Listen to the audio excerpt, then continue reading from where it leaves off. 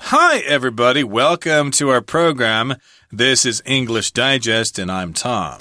Hi, I'm Stephanie. It's our people unit today, and we're going to talk about somebody I'm betting you haven't heard of before, unless you're a history buff, which means somebody who likes history. A fan. A fan. And the person we're talking about is Hannah Arendt, or Arendt. Arendt. I guess she's German, and we're also talking about the banality of evil, which is all about the stuff that went on in Germany, in Europe, during World War II. If you're into that sort of history, this is probably going to be of interest to you. And, well, what exactly does this title mean, the banality of evil? Banality just refers to something being really boring. It's not original at all. It's just really boring. Right, banality. That's the noun form, but the adjective form I've always had trouble with because I don't really know for sure how to say it. Do you banal. say banal or I always banal? say banal. But yeah, I've heard it both ways, and as I'm looking at the dictionary right here,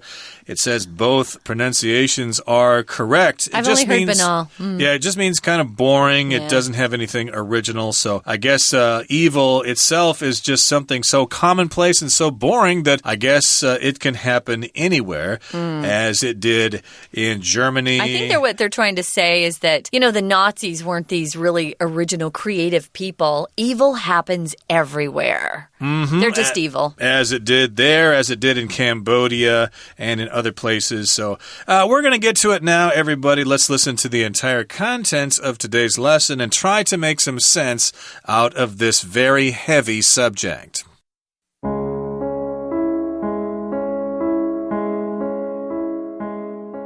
After Germany's defeat in World War II, Nazi SS officer and war criminal Adolf Eichmann fled from Austria to Argentina, where he managed to live under a number of aliases and remain in hiding for almost 15 years. In May 1960, Eichmann was hunted down by Israeli security service agents and brought to Jerusalem to stand trial. On hearing the news, Hannah Arendt, a German-born Jewish-American political theorist, contacted The New Yorker magazine, offering to cover the momentous event. Her dispatches were later compiled and published as a book named Eichmann in Jerusalem, a report on the banality of evil. Eichmann was one of the chief architects of Nazi Germany's final solution, a plan to wipe out the Jewish people. During World War II, he was in charge of the logistics of transporting millions of European Jews to various Nazi concentration camps. When Arendt was reporting on Eichmann's trial, she made several observations about his personality. Eichmann didn't seem to be able to think for himself, which was demonstrated by his constant use of stock phrases and cliches. Neither was he well educated, having failed to complete high school. Arendt also learned that Eichmann had been a joiner throughout his life and would enroll in different organizations to prove his worth in a group. While Eichmann did claim responsibility for some atrocities during his trial, he repeatedly shifted the blame by saying that he was simply following orders. All of these observations led Arendt to coin the phrase, the banality of evil, to describe the phenomenon of Eichmann. The deeds of Eichmann were abhorrent, but the evildoer himself was, according to Arendt, terrifyingly normal. He was no savage. He was nothing but a thoughtless bureaucrat.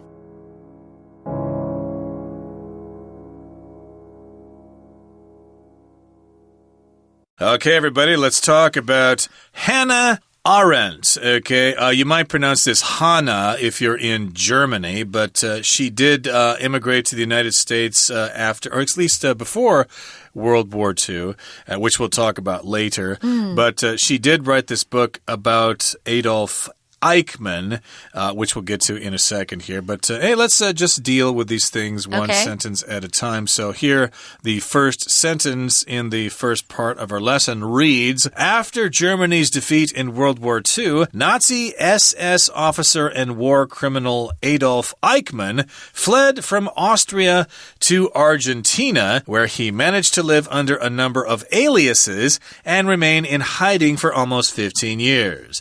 So, of course, Germany was defeated in World War II by the Allies. Defeat here is being used as a noun. That's just when you are defeated. Oh, I was so sad about the Indians' defeat in the World Series, for example. You could say that. And so they were beaten in World War II. And also, if you knew the Nazis, they had this special group of policemen called the SS, which I looked up before the program, but it's a German word, and I don't really think it's necessary for you to know it. Most people don't know. They just know the word SS. Actually, a lot of people recognize the symbol that they used, SS, there. But in any case, he was part of that special police force, and he was a war criminal, killing lots of people, and he thought, I'm getting out of here. I don't want to go to Nuremberg and be hanged there. So he left Austria and went to Argentina, which, of course, is in South America. And I think a lot of war criminals fled down to Argentina. They did, yeah. And he managed to live there under a number of aliases, which means secret names so nobody can find you. And he also remained in hiding. He was hiding there so the Nazi hunters could not find him. He stayed there, or he got away with it for 15 years. He was finally caught, though. Yeah, he lived in hiding and got away with it for 15 years. That's pretty amazing. Now, in May 1960, Eichmann was hunted down by Israeli Secret Service agents and brought to Jerusalem to stand trial. So, as most of you should know by now, Israel is a nation that was created for the Jewish people. So, they were very intent on finding all of the war criminals, these Nazi officers who had killed so many people. And they kept looking for years and years. So in 1960, they finally found him. To hunt down somebody just means you look and look and look until you find them. If it says hunt down, it means they probably captured them. So they brought him back to Jerusalem to stand trial. We always use that phrase, to stand trial, when he's been arrested for a crime and then he has to go through a trial to see if he's, found innocent or guilty. Indeed. So they hunted him down, which means they wanted him. And of course, they wanted him because he was bad. And they wanted to punish him, put him in jail, execute him, whatever. Kill him. And so he went back to Israel to stand trial.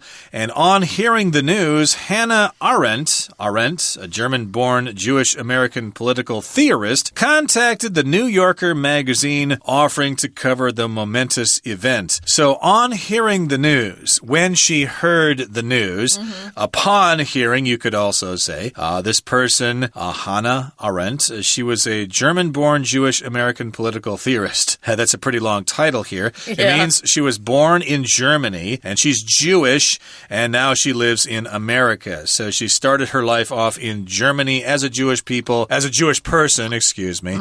And then, of course, it was very dangerous to be Jewish in Germany at that time, so she probably fled to the United States, as did lots of Jewish people, and then she later became a political theorist. A theorist is somebody who comes up with theories, okay? So she studied political science and stuff like that, and she became an expert, and she came up with different ideas or different theories about how politics work. That's right. So she contacted the New Yorker magazine, which is still in existence. It's a very popular magazine in America. It's fun. We have a friend who actually orders it all the time, Jacob. The New Yorker. It's kind of fun. I think he gets it from his parents or something because they're professors or something like that. But I've tried to get this online, but they don't do it for e-readers. Oh, he'll lend it to you if you ask. Okay. So she contacted them and she offered to cover the momentous event. To cover the event just means to go and act as a journalist, someone who watches the event and takes notes and writes articles about what they saw happening in the trial. So if you cover something, of course, that's what that means, to cover an event.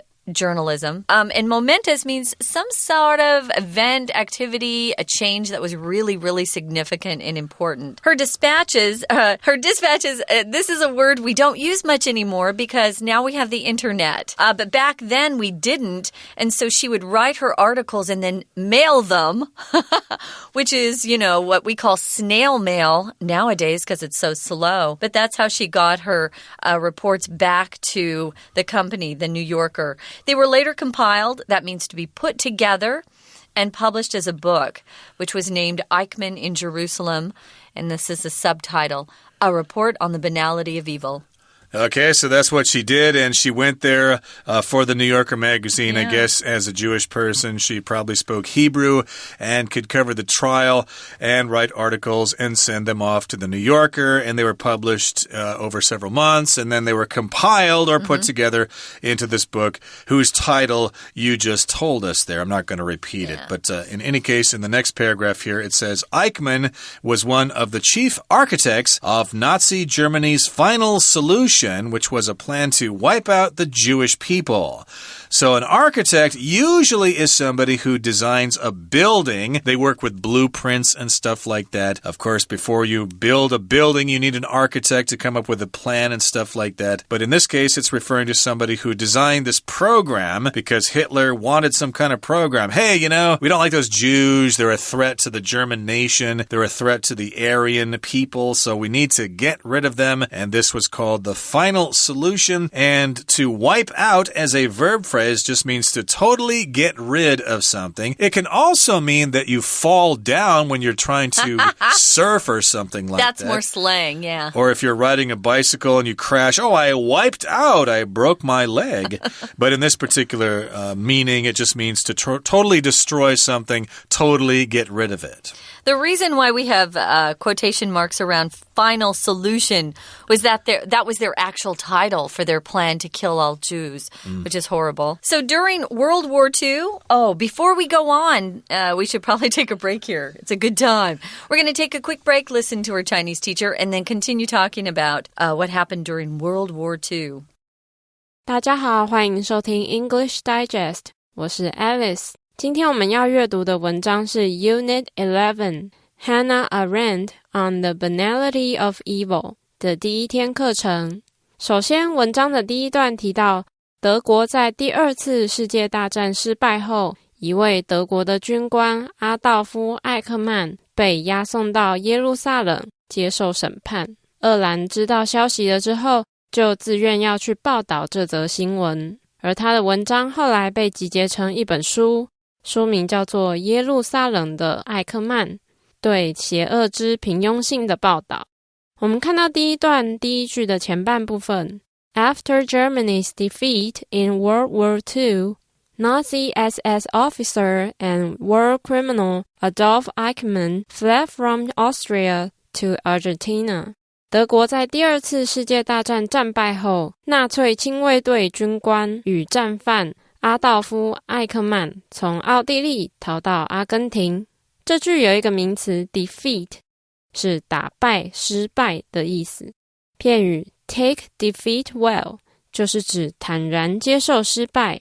例如 The player took defeat well and shook hands with his rival. 这位球员坦然接受失败，并和对手握手。另外 defeat 也可以当作动词用，有击败、使挫败的意思。例如 The soccer team was defeated 3 goals to 1.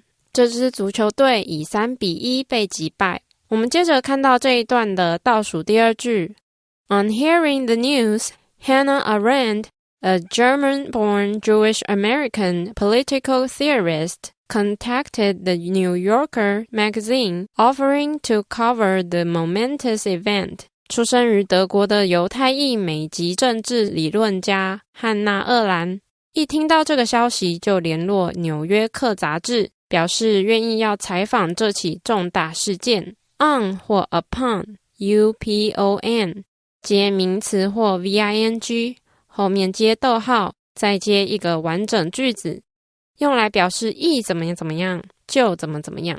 例如 On seeing a big mouse running through her room, Maria screamed.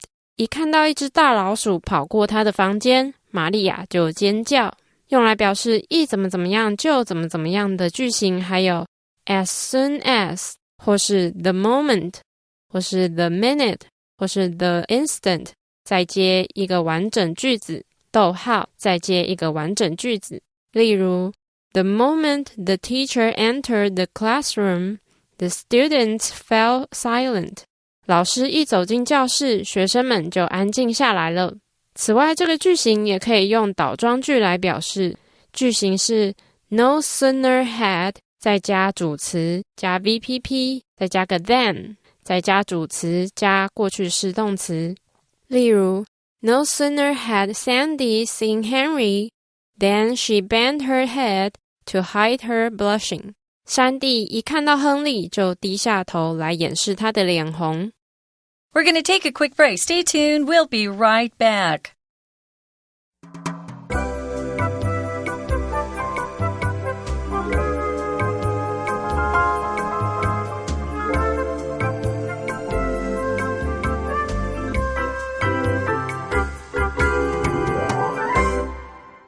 Okay, let's continue talking about Hannah Arendt and the banality of evil. Remember, that's the book she wrote as a result of covering the trial in Jerusalem back in the early 60s when Adolf Eichmann was caught in South America and sent back to Jerusalem for trial. Of course, lots of Nazi war criminals headed off to different places in the world, and I think actually quite a number of them ended up in the United States as well. I think there was one that was captured maybe 6 months ago. Yeah. He was really old, but I think he was in the States. He was in the U.S. Yeah, it's hard to believe that some of those guys are still alive, but yeah, they'd be in their hundreds or 90s by now. But yeah, he says 90s. I'm assuming Hannah Arendt is probably not with us anymore either. But in any case, as we mentioned before we took the break, Adolf Eichmann was one of the chief architects or designers of the final solution when they wanted to wipe out the Jewish people. And during World War II, he was in charge of the logistics of transporting millions of European Jews to various Nazi concentration camps. You've probably heard about the trains transporting those people to the concentration camps. This is logistics, and we do see the word used quite frequently now when we talk about basically delivery. You see those trucks, there are different kinds of companies. It always says something logistics, which basically means delivering things and having plans and strategies for people. But in any case, you had to work out. Well, we use it at a pharmaceutical company where I teach, and they use a logistical company in order to keep their medicine supplied at different hospitals. So it's usually transportation of a particular product. Yeah, knowing who needs what and when and how to work out all these networks and stuff like that. So, yeah, you've got Jews living in Germany, in the Netherlands, in Eastern Europe, and you got to bring them to all those concentration camps in Germany and in Poland as well. So, yeah, how do you get those millions of people to these concentration camps so you can get rid of them? Put them in the gas ovens and let them have it. And when Arendt was reporting on Eichmann's trial, she made several observations about his personality. Okay, so you might be thinking, oh, he's got to be an evil guy. He's probably sitting there in the chair with fumes coming out of his ears and his eyes are glowing red because he's so evil, because he's the devil. Like he looks like the devil. It says here she made several observations about his personality. You can observe something just by watching it closely and carefully. But to make an observation means you actually have a statement or a comment based on something that you saw yourself, something you saw or heard or noticed. And she kind of noticed he didn't look like a devil. He seemed to be kind of dumb. Really? He didn't seem to think for himself, which just means he does what other people tell him to do. He doesn't come up with the ideas himself. And it was demonstrated by his constant, which means over and over and over, his constant use of stock phrases, like just things we always hear, nothing original in thought. Stock phrases, cliches. What's a cliche? Cliche is just a phrase that is used over and over again, and it's not original. We often say this, oh, that's so cliche to wear that kind of shirt. Everybody does that. It's so common nowadays. And I think I remember people from South Korea saying that about people from North Korea when they went to visit. They just kept saying the same things that they've been taught by the regime there. Yeah. They're basically not thinking for themselves. So Eichmann was kind of brainwashed, I guess. And this was demonstrated again. He showed this by constantly, over and over, using those stock phrases and those cliches. And he wasn't intelligent either. And he wasn't educated. He wasn't educated because he failed to complete high school. He probably wasn't intelligent either. It does go on to say here that he was a joiner throughout his life, which means that you try to join different organizations, or as it says here, he would enroll in different organizations to prove his worth in a group. I guess lots of people do that. They don't really feel confident in themselves, I guess. So they join gangs? Yep, so I'm just going to join a group and they will give me my identity. Here we're using the word enroll, which means to join, but oftentimes we use it to talk about entering some kind of educational university. I've applied to the University of California at Berkeley, and now I'm going to enroll. That's right. Well, while Eichmann did claim responsibility, he admitted, yeah, I did some of those horrible things. The word atrocity is only used when something is so horrible we can't even imagine that it's happening. It's an extremely cruel act. It usually involves a lot of violence, physically hurting people.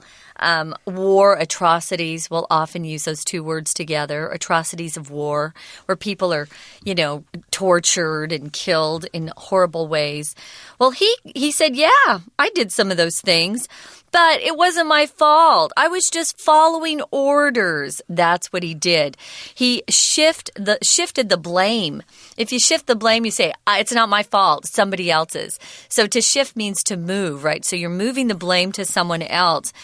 And a lot of soldiers would say that, oh, I was just told to do that. I just follow orders. Yeah, people probably have said that about various events like the Cultural Revolution in China. True. Or other acts of violence, maybe when they were getting rid of the Indians in North America. The Americans probably said similar things. Yeah. So indeed, he said, yeah, I did some of those, but basically I was simply following orders. I was just doing what I was told.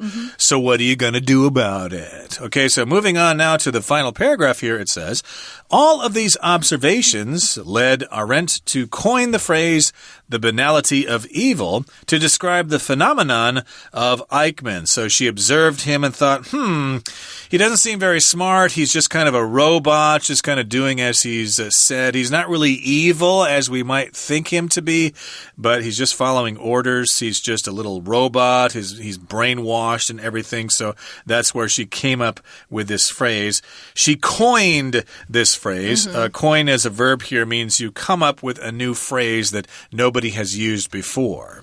We use this word phenomenon to talk about a situation that you observe. You can see that it exists and you're not really sure what causes it. So it's kind of in question. So we use that oftentimes when we don't know what's going on. It's just a phenomenon. We often use phenomenon to talk about things that happen in nature where we're not sure, why it happens or how it happens. And she just, she said, well, he's just kind of a boring, evil person who doesn't have any original thought of his own. He's just, like Tom said, a robot just following others. The deeds of Eichmann were abhorrent, but the evildoer himself, according to her, was terrifyingly normal. Usually when we hear about horrible acts that are atrocities, we think, oh, they must have evil spirits in them or be, possessed by the devil. No, he's just, a terrifyingly normal kind of guy. Abhorrent is a word we use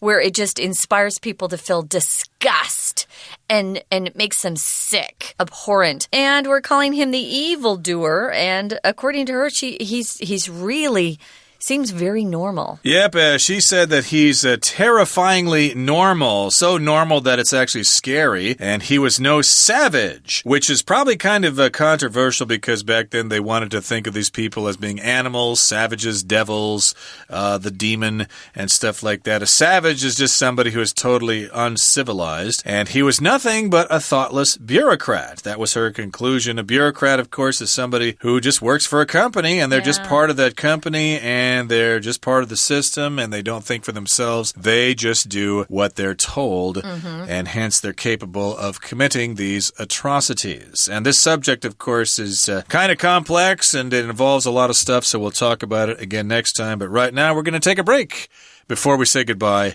and listen to our Chinese teacher. 文章的第二段提到，在艾克曼被审判的过程中，鄂兰观察到艾克曼不善言辞，并且没有得到良好教育，一直以来都是个追随者。我们看到第二段的第二句有一个片语 in charge of， 是负责的意思。The officer in charge of the investigation was murdered. 负责这起调查案件的警官被谋杀了。Charge 当名词的时候，还有以下几个常见的意思。第一个是费用，像是 To join the activity, you have to pay a small admission charge. 要参加这个活动，你必须付一小笔入场费。第二个意思是控告、起诉，例如 The politician is facing charges of bribery. 这位政治人物正在面临收贿的控告。此外 charge 还有电量的意思。片语 on charge 就是指充电，例如我们可以说 Judy left her cell phone on charge all night. 朱蒂让她的手机整晚充电。文章的最后一段提到，鄂兰最后下了一个结论，他认为艾克曼所做的事情是残忍、令人憎恨的，但艾克曼本身并不是一个邪恶、残忍的人。我们看到这一段的最后一句 He was nothing but a thoughtless bureaucrat. 他只不过是个没有思想的官僚。片语 nothing but 就相当于 only 只是的意思。例如 Bob failed all his classes because he did nothing but play video games all day long. 鲍勃的所有课程都不及格，因为他整天就只是打电动。以上就是今天的课程，谢谢收听。That's it for today. Please kind of let this all sink in before our next program because it is kind of complicated. It's a challenge for you, but we're very proud of you, and we are sure you can handle it. So please join us again next time when we continue to talk about Hannah Arendt. From all of us here at English Digest, I'm Tom. I'm Stephanie. Goodbye. Bye.